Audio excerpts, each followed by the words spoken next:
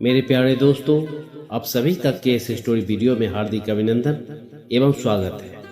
Video upload करने में काफ़ी देर हो गई, इसके लिए मुझे खेद है। हम अक्सर सुना करते हैं या आप लोग भी सुनते होंगे कि अमुक व्यक्ति को किसी चीज़ का मोह हो गया या अमुक लड़के को एक लड़की से प्यार हो गया।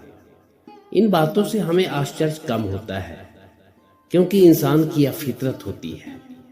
लेकिन आश्चर्य तो तब होता है जब हमें यह सुनने या जानने को मिलता है कि देवर्षि नारद जैसे ब्रह्मज्ञानी और ब्रह्मचारी पुरुष को भी एक अति सुंदर राजकुमारी के प्रति मोह या प्यार हो जाता है।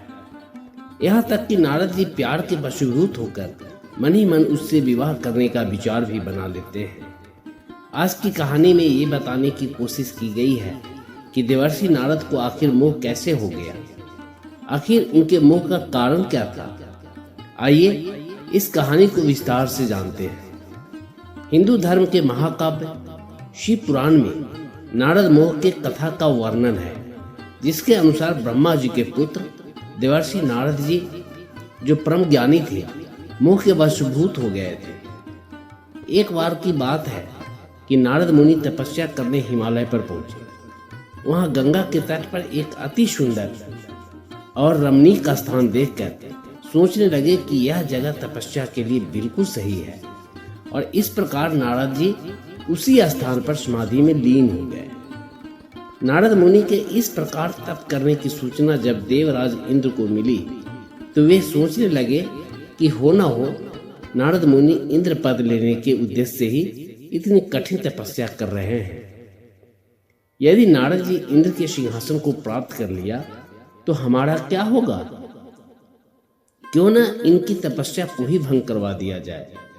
और ऐसा सोचकर उन्होंने नारद मुनि की तपस्या में विघ्न डालने के उद्देश्य से कामदेव को बुलाया और उनको आज्ञा दी कि हे कामदेव, चाहे जैसे भी हो नारद मुनि की तपस्या भंग करो। इंद्रदेव की बात सुनकर कामदेव तुरंत उस स्थान पर जा पहुंचे जहां नारद मुनि समाधि में लीन थे, और उन्होंने नारद मुनि के तपस्या भंग करना शुरू कर दी। लेकिन नारद जी पर उनका कोई प्रभाव नहीं पड़ा।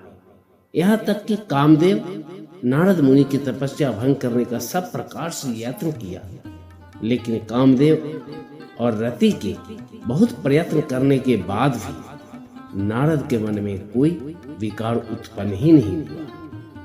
अंत में निराश होकर कामदेव वापस लौट गए। जहां तक बात आती है कि आखिर नारद जी पर कामदेव और वसंत का प्रभाव क्यों नहीं पड़ा, इसका कारण यह था कि एक बार भगवान भोलेनाथ ने इसी स्थान पर समाधि ली थी, और भोलेनाथ की समाधि को भंग करने की मंशा से कामदेव ने भोलेनाथ पर काम वासना का बाण चलाया था। समाधि भंग होते ही भोले शंकर ने कामदेव को जलाकर भस्म कर दिया। कामदेव की पत्नी ने महादेव से बिलखते हुए अपने पति को पुनर्जीवित करने की प्रार्थना की। तब सभी देवताओं ने भी कामदेव की जीवित करने की बात कही। तब भोलेनाथ ने कामदेव को उचित समय पर जिंदा करने की बात कही। महादेव जी ने कहा, इस स्थान पर और इसके आसपास जहां तक भस्म दिखाई देती है, वहां तक की पृथ्वी पर कामदेव की माया और कामबाण का कोई प्रभाव नहीं पड़ेगा। इसलिए कामदेव लज्जित होकर चले गए थे। दोस्तों, इसी जगह पर नारद जी ने तपस्या किए थे, और भगवान भोलेनाथ के शाप के कारण ही नारद जी की तपस्या को कामदेव भंग नहीं कर पाए। कुछ समय बीतने के बाद नारद मुनि के मन में काम विजय पर अहंकार हो गया, और जब नारद मुनि की साधना पूर्ण हुई तब उनके मन में कामदेव पर विजय पाने का गर्व हो गया, और वे इस वृत्तांत को भगवान शिव को सुनाने कैलाश पहुंचे। भगवान भोलेनाथ को नारद जी प्रणाम किए और कामदेव पर विजय पाने का सारा वृत्तांत भगवान भोलेनाथ को सुनाया। ये सुनकर भक्त वत्सल भगवान शिव जी, जो नारद के कामदेव पर विजय के कारण जानते थे, उन्होंने कहा, हे नारद, तुम मुझे अत्यंत प्रिय हो, इसलिए तुम्हें ये शिक्षा दे रहा हूं कि इस घटना के विषय में किसी और के पास चर्चा मत करना और इसे गुप्त ही रखना। पर मन में अहंकार हो जाने के कारण नारद मुनि ने भगवान शिव के परामर्श को नहीं माना और ब्रह्मलोक पहुंच गए। वहां पहुंचकर उन्होंने ब्रह्मा जी की स्तुति करके उनसे भी इस घटना की चर्चा की। नारद मुनि ने सोचा कि उनके द्वारा काम विजय का समाचार सुनकर पिता ब्रह्मा जी उनकी प्रशंसा करेंगे। पर ब्रह्मा जी ने भी भगवान शिव के समान ही नारद से इस विषय को गुप्त रखने को कहा। निराश होकर नारद मुनि विष्णु लोक पहुंचे। वहां नारद मुनि को आए देखकर अंतर्यामी भगवान विष्णु ने नारद मुनि का स्वागत किया और उन्हें उचित आसन देकर उनके आगमन का कारण पूछा। तब नारद मुनि ने भगवान विष्णु को प्रणाम करते हुए अपने काम विजय का सारा वृत्तांत कह सुनाया। नारद मुनि के अहंकार युक्त वचन सुनकर भगवान विष्णु ने नारद मुनि की बहुत प्रशंसा की। तब नारद मुनि भगवान विष्णु को प्रणाम करके गर्वित भाव से वहां से चल दिए। भगवान विष्णु अपने भक्तों की हर प्रकार से रक्षा करते हैं। अहंकार पतन के द्वार खोल देता है। इसलिए अपने परम भक्त नारद जी के कल्याण के उद्देश्य से भगवान विष्णु ने एक माया रची। उन्होंने नारद मुनि के मार्ग में एक विशाल नगरी की रचना की जो हर प्रकार से सुंदर, सुशोभित और रमणीक था। जब नारद मुनि वहां पहुंचे तो देखा कि वहां के राजा ने अपने पुत्री के विवाह के लिए स्वयंवर का आयोजन किया है, जिसमें बहुत से राजा और राजकुमार पहुंचे हुए हैं। तब नारद मुनि उस राजा के महल में पहुंचे। नारद मुनि को देखकर राजा ने उनको सिंहासन पर बिठाया और उनकी हर प्रकार से सेवा सत्कार की। इसके बाद राजा ने अपनी पुत्री को बुलाया और नारद मुनि से कहा कि हे मुनि विशारद, आप तो ज्योतिष के महाज्ञानी हैं। मैंने अपने पुत्री के विवाह के लिए स्वयंवर का आयोजन किया है। कृपया इसका भाग्य बताइए, इसे कैसा वर मिलेगा। जब नारद मुनि ने उस परम सुंदरी राजकुमारी का भाग्य देखा तो चकित हो गए। सब प्रकार के सुंदर लक्षणों से संपन्न उस राजकन्या को देखकर नारद मुनि ने कहा, हे राजन, आपकी कन्या समस्त शुभ लक्षणों से युक्त, परम सौभाग्यशालिनी और साक्षात लक्ष्मी के समान ही है। जो भी इस कन्या से विवाह करेगा वो चक्रवर्ती सम्राट बनेगा। देवता और असुर भी उसे पराजित नहीं कर पाएंगे। ऐसा कहकर नारद मुनि राजा से विदा लेकर वहां से चल दिए और मन ही मन उस कन्या से स्वयं विवाह करने की इच्छा करने लगे। अब नारद जी मन ही मन सोचने लगे कि इस सृष्टि में समस्त नारियों को सौंदर्य सर्वथा प्रिय होता है और इस संसार में भगवान विष्णु से सुंदर कौन है। अब ऐसा सोचकर नारद मुनि विष्णु लोक पहुंचे।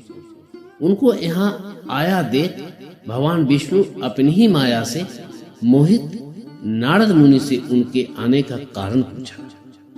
तब नारद मुनि ने भगवान विष्णु को प्रणाम करते हुए भगवान विष्णु से सारा वृत्तांत कह सुनाया और कहा, हे नाथ, मुझे अपने ही समान सुंदर रूप दे, जिससे वह कन्या स्वयंवर में मेरा ही वरण करे। ये सुनकर भगवान मंद मंद मुस्कुराने लगे और कहा, हे मुनिराज, जिसमें भी तुम्हारा भला हो मैं वही काम करूंगा, तुम स्वयंवर में जाओ। ऐसा कहकर भगवान विष्णु ने नारद मुनि के सब अंग प्रत्यंग अपने ही समान कर दिया, पर मुख बानर का दे दिया। अपने अंगों को भगवान के समान हुआ देखकर नारद मुनि अत्यंत प्रसन्न हुए और स्वयंवर में पहुंचकर जहां राजागण बैठे हुए थे वहीं जाकर आसन पर विराजमान हो गए और मन में सोचने लगे कि मैंने तो भगवान विष्णु के समान रूप धारण किया हुआ है, अतः वह राजकुमारी अवश्य ही मेरा ही वरण करेगी। पर नारद मुनि इस बात से अनभिज्ञ थे कि उनका मुंह कितना कुरूप है। वहां नारद मुनि की रक्षा के लिए भगवान विष्णु ने अपने 2 पार्षद भेजे थे, जो ब्राह्मण के रूप धरकर नारद मुनि के पास ही बैठ गए। वे दोनों पार्षद मुनि को उनके वास्तविक स्वरूप का भेद बताने के लिए आपस में बातचीत करते हुए नारद मुनि की हंसी उड़ाने लगे, पर काम विह्वल नारद मुनि ने उनकी बातों पर ध्यान नहीं दिया। थोड़ी देर बाद राजकुमारी स्त्रियों से घिरी हुई वरमाला लेकर उस मंडप में आई और अपने इच्छा अनुसार वर को ढूंढते हुए उस सभा में भ्रमण करने लगी। नारद मुनि के बानर रूपी मुख को देखकर वह राजकन्या कुपित हो गई और आगे बढ़ गई। पूरे सभा में अपने मन के अनुसार वर को ना पाकर वह कन्या दुखी हो गई। इतने में उस सभा में भगवान विष्णु प्रकट हुए। विष्णु भगवान को देखकर वह राजकन्या अत्यंत प्रसन्न हुई और वरमाला उनके गले में डाल दिया। विष्णु भगवान उस कन्या को साथ लेकर तुरंत वहां से अंतर्ध्यान हो गए और अपने लोक चले गए। यह देखकर नारद मुनि के मन में बहुत दुख हुआ। तब भगवान के भेजे हुए ब्राह्मण रूपधारी पार्षदों ने नारद मुनि को आईने में अपना मुख देखने को कहा। अपना वास्तविक स्वरूप देखकर नारद मुनि के क्रोध का ठिकाना न रहा और क्रोध में आकर उन्होंने उन पार्षदों को राक्षस हो जाने का श्राप दे दिया और स्वयं क्रोध के अग्नि में जलते हुए विष्णु लोक पहुंचे। वह कन्या वास्तव में स्वयं महालक्ष्मी ही थी, पर काम रूपी मेघ ने उनके ज्ञान रूपी सूरज को ढक दिया था, जिसके कारण नारद मोह माया के इस भेद को समझ नहीं पाए और क्रोधवश भगवान विष्णु को दुर्वचन सुनाने लगे और श्राप देते हुए कहा, हे विष्णु, आपने मेरे साथ छल किया है, मुझे बानर का रूप दे दिया और स्वयं उस कन्या का वरण कर लिया। तुम बड़े दुष्ट हो। अपने कपट से विष को मोहने वाले तुम दूसरे को सुखी नहीं देख सकते। सागर मंथन के समय मोहिनी का रूप धरकर दानवों को अमृत कलश छीन लिया था और उन्हें अमृत की जगह मदिरा पिलाकर पागल कर दिया था। आज तक तुम्हें किसी का शक्तिशाली मानव से पाला नहीं पड़ा है। तुम्हारी करनी का फल मिलेगा। विष्णु को श्राप देते हुए उन्होंने कहा, तुमने स्त्री के लिए मुझे व्याकुल किया है। तुमने राजा का रूप धरकर मुझे छला है। आपके कारण जिस प्रकार मैं स्त्री के लिए व्याकुल हुआ हूं, उसी प्रकार आप भी मनुष्य रूप में धरती पर जन्म लेंगे और स्त्री वियोग का दुख प्राप्त करेंगे। वही बानर तुम्हें सहायता करेंगे। इस प्रकार अज्ञान से मोहित हुए नारद मुनि ने जब भगवान विष्णु को श्राप दे दिया, तब मायापति ने नारद मुनि को शांत किया और अपनी माया को खींच लिया। माया के हटते ही नारद मुनि को पहले के समान ही ज्ञान हो गया और उन्हें अपनी करनी पर अत्यंत पश्चाताप होने लगा और बार बार अपनी निंदा करते हुए भगवान के चरणों में गिर पड़े और कहने लगे, हे नारायण, कामवश मोहित होकर मैंने ये क्या कर दिया? मैंने आपको श्राप दे दिया। हे लक्ष्मीपति, मेरे वचनों को मिथ्या कर दीजिए। तब भगवान बोले, हे मुनि श्रेष्ठ, ये सब जो हुआ वह भगवान शिव की ही माया है, जो तुमने मद में आकर उनकी बात नहीं मानी, उसी के कारण यह सब हुआ है। पर तुम्हारे श्राप में भी जगत का कल्याण छिपा हुआ है। तुम्हारे श्राप के कारण ही आज मेरे रामावतार का बीजारोपण हो गया। नारद मुनि के श्राप के कारण ही भगवान विष्णु के दोनों पार्षद रावण और कुंभकर्ण के रूप में पृथ्वी पर राक्षस रूप में जन्म लिया और स्वयं भगवान विष्णु ने राम अवतार लेकर उनको मुक्ति दिलाई। राम अवतार में भगवान विष्णु को नारद मुनि के श्राप के कारण भगवान विष्णु ने त्रेता युग में राजा दशरथ के यहाँ जन्म लेकर भोगना पड़ा। राम का वनवास, सीता हरण, सीता के वियोग में श्री राम को वन वन घूमना और अंत में बानरों की सहायता से रावण पर विजय प्राप्त करना। इस प्रकार से जहां भगवान भोलेनाथ के शाप के कारण कामदेव को घमंड चूर चूर हुआ, वहीं भगवान विष्णु जी की कृपा से देवर्षि नारद का मोह भी भंग हो गया। दोस्तों, ये थी नारद मोह की कथा से संबंधित कुछ महत्वपूर्ण जानकारी।